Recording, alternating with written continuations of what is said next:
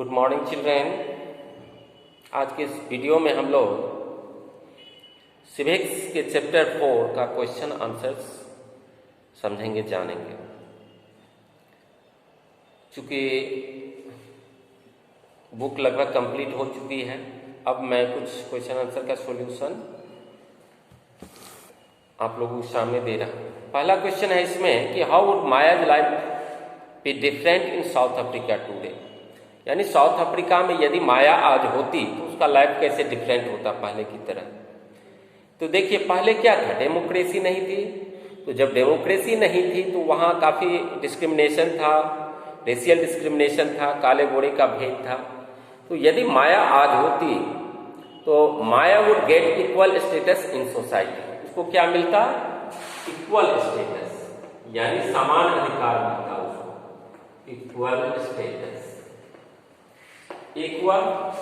यदि माया आज होती तो वो अपने टाइप का लैंग्वेज वो पढ़ पाती, यानी जो भाषा वो पढ़ना चाहती थी वो भाषा आज वो पढ़ पाती। और तीसरा, वो एक साथ क्लास में सभी तरह के बच्चों, सभी तरह के जाति के लोगों के साथ, चाहे काला हो गोरा हो, साथ पढ़ाई करती, यानी स्टडी करते, स्टडी टुगेदर। तो ये 3 टॉपिक आपको लिखने हैं। ये 3 टॉपिक हम लिखेंगे कि Maya would get equal status in society, she would get the equal voting right. उसको समान वोटिंग राइट मिलता।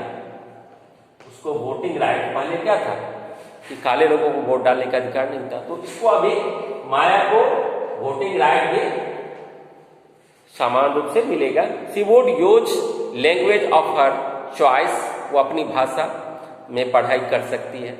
She would get a school where children from all rich और पुअर, हाई और लो, ब्लैक और व्हाइट स्टडी टुगेदर।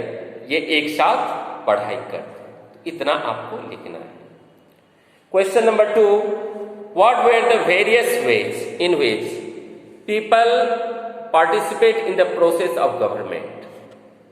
यानी कौन कौन से ऐसे तरीके हैं जिसके जरिए लोग सरकार में पार्टिसिपेट करते हैं, गवर्नमेंट में लोग पार्टिसिपेट करते हैं। तो वो कौन कौन से तरीके हैं? थ्रू वोटिंग इन इलेक्शन, हम लोग वोट डालते हैं ना चुनाव में, अपने सरकार का चुनाव करते हैं। तो through voting in election people elect leaders of their choice. Election के द्वारा हम अपने चॉइस के नेता को चुनते हैं। People participate and take interest in the working of the government, यानी लोग सरकार के कार्यों में इंटरेस्ट लेते हैं, उसमें पार्टिसिपेट करते हैं। उसके बाद जरूरत पड़ती है तो पीपल स्टेज, धरना, लोग धरना देते हैं अपनी मांगों को मनवाने के लिए। होल्ड रैलीज, रैलियां करते हैं। स्ट्राइक्स, यानी हड़ताल करते हैं अपनी मांगों को मनवाने के लिए। And signature campaign. उसके बाद द एक्सप्रेस देयर व्यू, वो अपना दृष्टिकोण भी सरकार के समक्ष रखते हैं। तो क्वेश्चन नंबर 2 से इतना समझ में आया। क्वेश्चन नंबर 3 है, why do you think we need the government to find solutions to many dispute और कॉन्फ्लिक्ट्स। यानी देखिए, सरकार नहीं होगा तो क्या होगा, सॉल्यूशन कहाँ से होगा? यदि विवाद हो गए, लड़ाई झगड़े हो गए, कॉन्फ्लिक्ट्स हो या डिस्प्यूट्स हो, उसका सॉल्यूशन कौन करता है? गवर्नमेंट करता है ना। चाहे गवर्नमेंट का कोई भी अंग हो, चाहे थाना हो, पुलिस हो, जज हो या कोर्ट हो। तो government maintains law and order. Law and order maintain करना सरकार का काम है। It consist of the representatives of all classes from all parts of the country. इसमें सभी देश के सभी हिस्सों से लोग चुने जाते हैं और सरकार गठन में उनका रोल होता है अपना। The government represents the country. सरकार देश का नेतृत्व करता है। All the disputes are solve by the government. जितने तरह के विवाद होते हैं, चाहे वो राज्य स्तरीय विवाद हो, जिला स्तरीय विवाद हो, लोगों का मामला हो, कोर्ट संबंधी विवाद हो, सारे विवाद सरकार सुनते हैं। ए सिस्टम विदाउट ए गवर्नमेंट में फेस क्राइसिस एंड लॉलेसनेस। यदि सरकार नहीं होगी तो क्या हो जाएगी? अव्यवस्था फैल जाएगी और देश का विकास अवरुद्ध हो जाएगा, शांति व्यवस्था खत्म हो जाएगी। Question number 4, what action does the government take, यानी सरकार कौन से कदम उठाती है to ensure that all people are treated equally, यानी सभी लोगों के साथ समान व्यवहार, इक्वल व्यवहार हो रहा है या हो, इसके लिए सरकार कौन सा एक्शन लेती है। The government makes laws and enforces, सरकार कानून बनाती है। सरकार के 3 अंग हैं, जुडिशियरी, एग्जीक्यूटिव एंड लेजिस्लेचर। तो द गवर्नमेंट मेक्स लॉज, विधायिका जो है वो कानून बनाती है, लेजिस्लेचर, और फिर उसका पालन करवाती है कार्यपालिका के द्वारा। Them to abolish all sort of discrimination, ताकि किसी भी तरह का भेदभाव को खत्म किया जा सके। It makes provisions to provide equal facility to all classes of people, यानी सभी वर्ग के लोगों को ये फैसिलिटी प्रोवाइड करती है ताकि सब कोई समान समझा जाए। Question number 5, read through the chapters and discuss some of the key ideas of a democratic government. Make a list for example. तो read through the chapter, पूरे चैप्टर को पढ़ना है, and discuss some of the key elements, key ideas of a democratic government. यानी की idea, democratic government की क्या विशेषताएं होती है। The key ideas of a democratic government are, a people are equal before law, सभी लोग कानून की नजर में समान होते हैं, अमीर हो गरीब हो, कोई भी व्यक्ति हो, काला गोरा हो,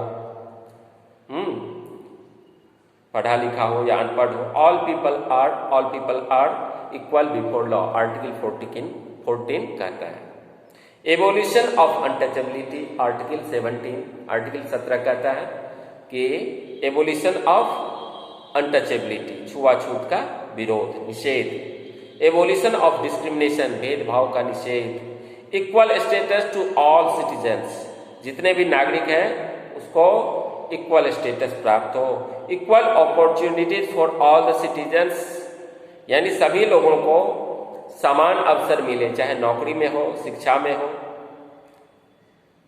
चुनाव हो, कोई भी अपना इसके लिए फाइट कर सकता है, कोई भी व्यक्ति चुनाव लड़ सकता है, कोई भी व्यक्ति नौकरी कर सकता है यदि उसमें टैलेंट है, उसके लिए जो परीक्षा पास करनी थी प्रोसेस के जरिए, तो सबके लिए अवसर है, चाहे सरकारी नौकरी हो, उस सभी के लिए अवसर के द्वार खुले हुए हैं, कोई भी व्यक्ति, equal opportunity for all the citizens. उसके बाद जस्टिस टू ऑल, सबको न्याय मिले, ये सारे जो हैं हमें डेमोक्रेटिक गवर्नमेंट में मिलता है, यही विशेषता है डेमोक्रेटिक गवर्नमेंट की।